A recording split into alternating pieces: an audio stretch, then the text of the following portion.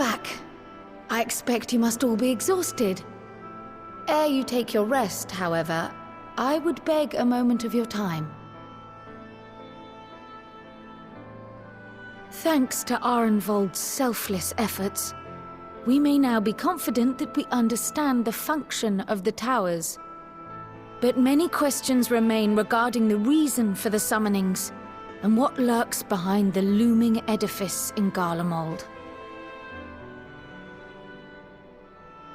Until such questions are answered, we will struggle to devise an effective strategy for thwarting the Telophoroi's stated aim.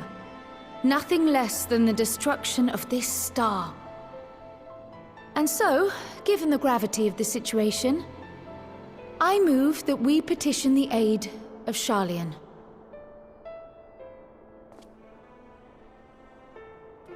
'Tis possible the ancient knowledge preserved within our archives may hide a clue to our enemy's methods. But given Sharlayan's established policy of non-intervention, our former colleagues are not like to aid us in its discovery. Oh, I well remember what they're like. The Forum's barefaced refusal to assist you in the days prior to the calamity must rank as Sharlayan's most shameful act since the Exodus. But were the final days to be reenacted, it would spell doom for us all. Surely even they cannot turn a blind eye to that. I trust we are all of the same mind on this matter. Urgent as it seemed, I took the liberty of petitioning the Alliance for leave to act as Eorzea's emissary, and have since received their blessing.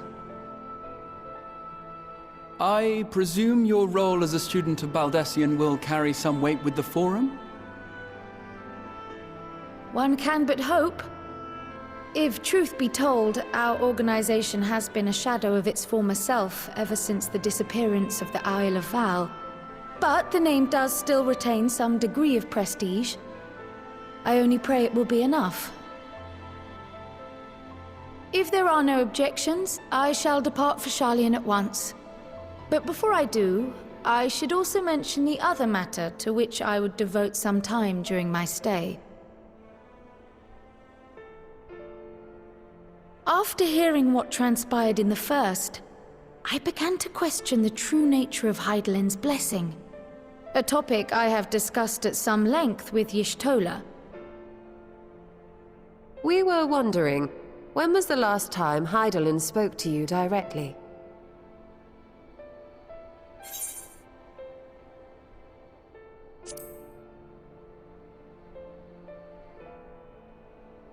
When you regained her blessing, was it not?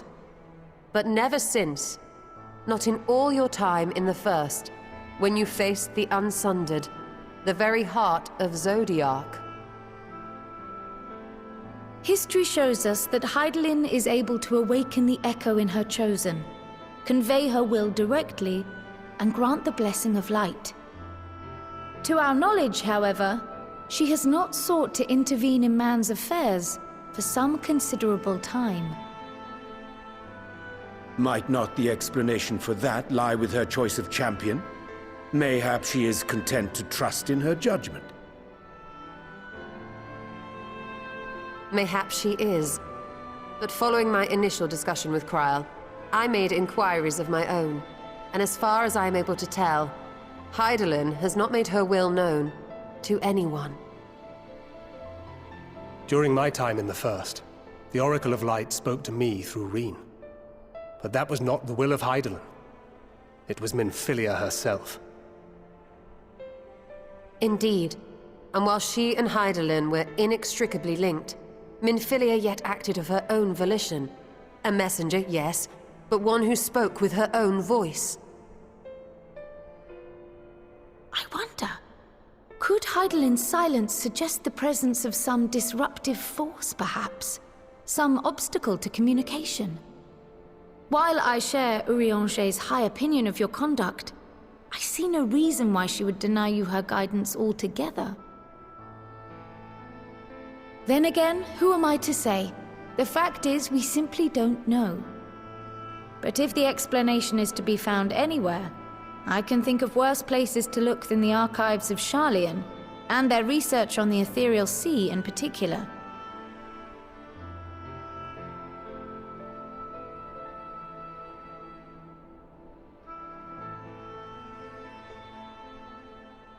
Resolved though I am to go, believe me when I say that I take no pleasure in the thought of leaving you a member short. Now, of all times. Estinian, we stand on the eve of a struggle that will decide the fate of this star. One in which we Scions may play a telling part, yet we are but few in number. And so I must ask you again, will you join us?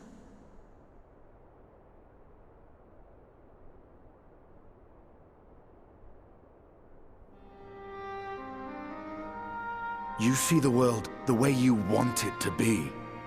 I see the world the way it is. You are idealistic to a fault.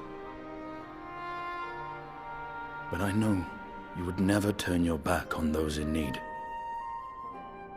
Never close your eyes to their suffering. And somehow, your deeds lend truth to your words, giving the lie to my doubts in so doing. I have seen others draw strength from your belief. In Ishgard, in Alamigo, you inspired them to stand up and fight. To win, no less. And even when you lost those you held dear, you carried their spirit with you and made their memory your guiding light. The burden of so many hopes and dreams would be too heavy for most to bear.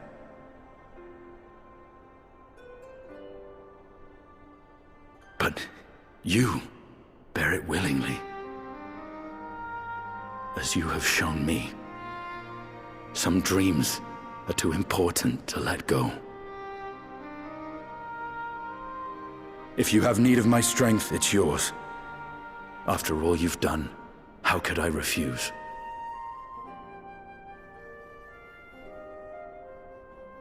Thank you, Estinian. Whatever challenges await us, I shall not falter. You have my word.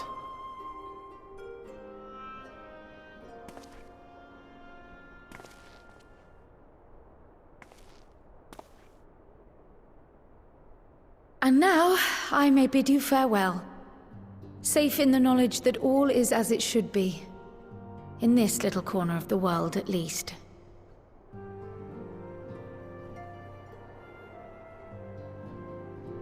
You will be sorely missed. Tread warily in Sharlayan, and do try not to let the Forum embroil you in their politics. A forlorn hope, I know, given the individuals involved. I shall do my very best.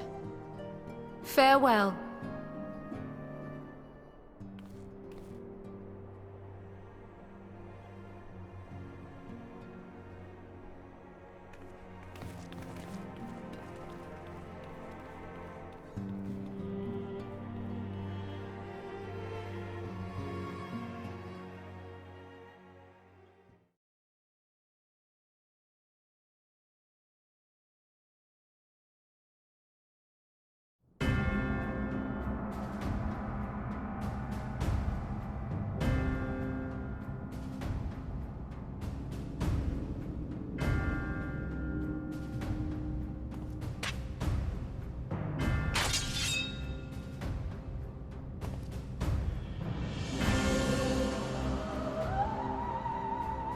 Well, does this one meet with your approval?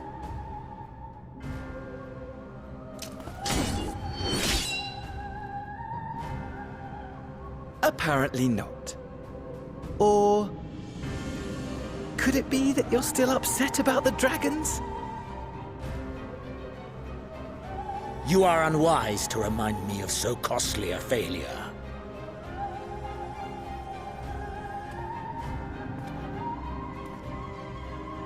It will not affect our plans, I trust. Oh, hardly at all. Though, admittedly, the chances of us being able to procure any more Mericidian dragons are rather slimmer following Tiamat's reappearance.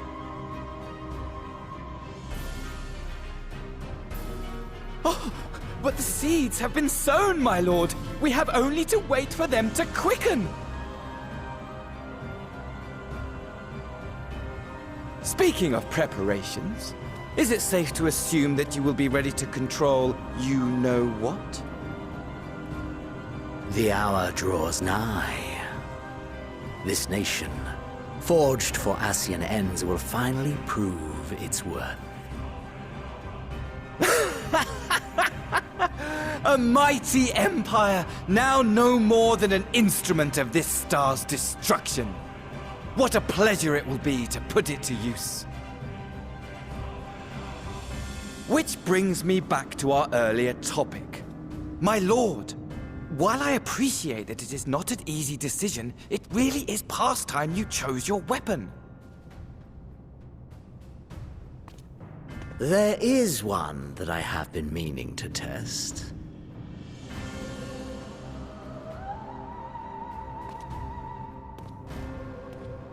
Well, well, not quite what I was expecting. Though I will say, it does seem rather apt.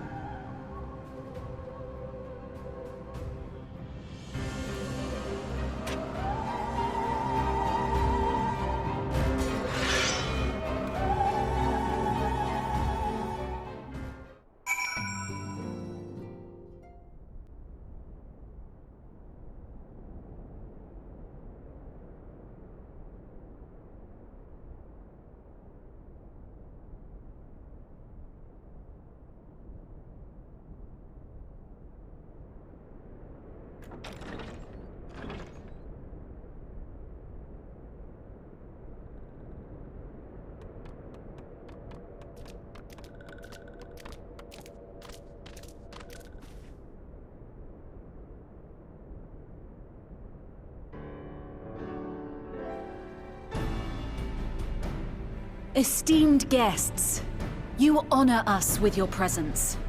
As there is much to discuss, let us begin. Information on our taken brethren you have, yes? Hear it we would!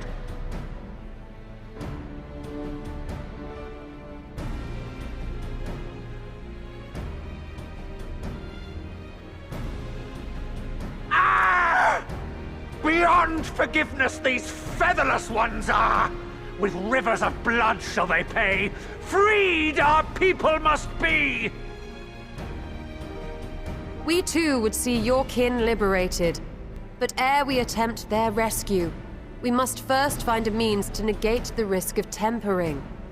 Without that, we will be unable even to approach the towers, let alone contend with their defenders. If all else fails, I've always found cannonballs quite effective. And what of the prisoners? Would you see them slaughtered? Think for a moment. Ponder, consider, think. If Merlwyb truly intended to bombard the towers, she would have done so by now. Remember, we came here to find a solution together, did we not?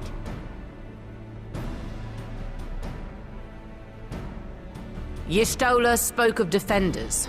I but offered a means to clear a path, should you require it. Given the enemy's capabilities, we will all need to play our part if we are to have any chance of success. For if any here should give less than their best, it will be to the cost of every living being on this star.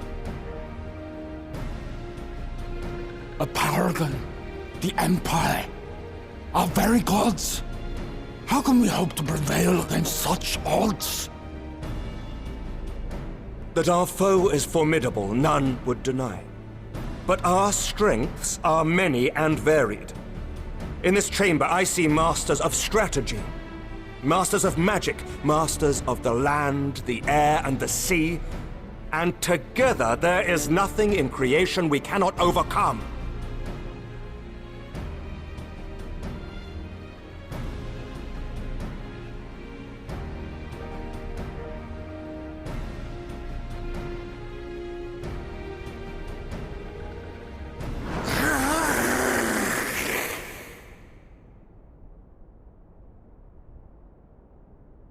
I beg your pardon?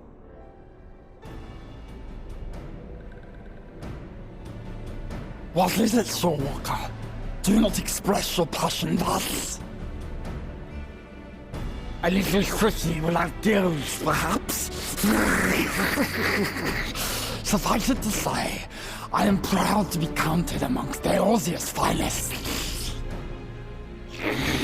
We Sahagin will play our part. We kobolds have not forgotten the crimes the Overdwellers committed against us in the past. But today we look to the future as allies united in purpose.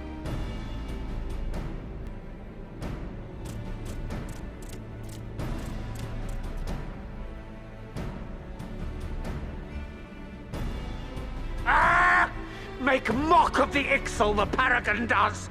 Turns kin into puppets! Pits brother against brother! Free them from his grasp, we shall! As Patriarch Zadar will attest, the Scions have granted us a means to free your brethren from their thraldom. This boon we will gladly share, that your people might never be enslaved again. We accept! We accept! Praise me!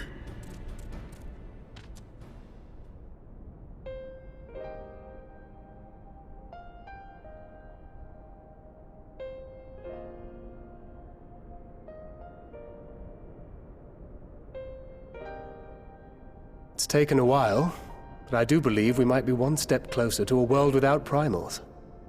Would that Minfilia were here to see it.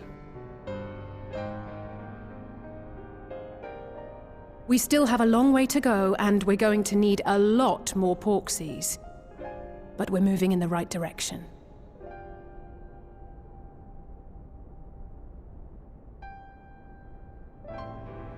If I may have your attention, there is one other point I would like to raise. As we can all agree, freeing those held captive must take precedence over every other concern.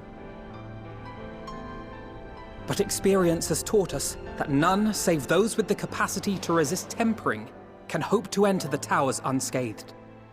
And even once inside, a still greater threat may yet await them, that which we call a primal. Needless to say, if we are to succeed, engaging with such foes can only ever be considered a last resort. And so I move that we seek to prevent them from being summoned in the first place. Yes! Both prayer and ether are needed for the ritual. Should either one be denied, the summoning would fail. Indeed. And so we must endeavor to discover the source of the ether on which the process depends. Do so, and it may present a way to halt the summonings, or perhaps even neutralize the towers entirely. A promising proposal. While you are conducting your investigations, however, we will need to remain vigilant, lest the Telophoroi commit further abductions and summon primals ere we have the means to prevent them. To stand a better chance of keeping our enemy at bay, we would do well to coordinate our defensive efforts, sending reinforcements to assist our neighbors when needed. We Amalja would have been overwhelmed were it not for our newfound allies. But say the word, and we shall come.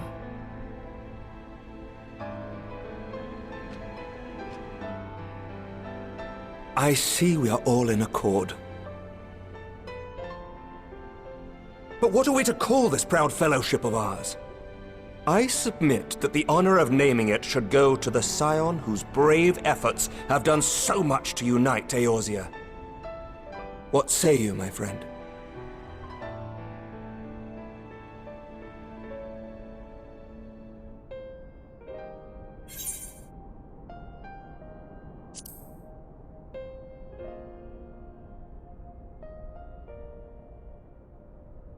But that's the name I... A fine choice, for there is none here who does not love Eorzea. Aye, in that we shall ever be united. united in our gratitude for the realm that gave us life.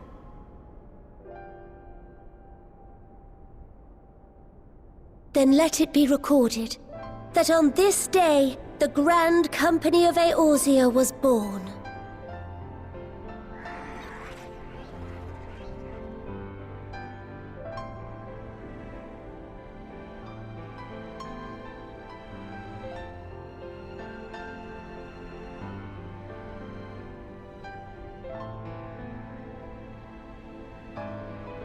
How long have we dreamed of this moment? And now that it's here, Oh, forgive me. Might we speak outside?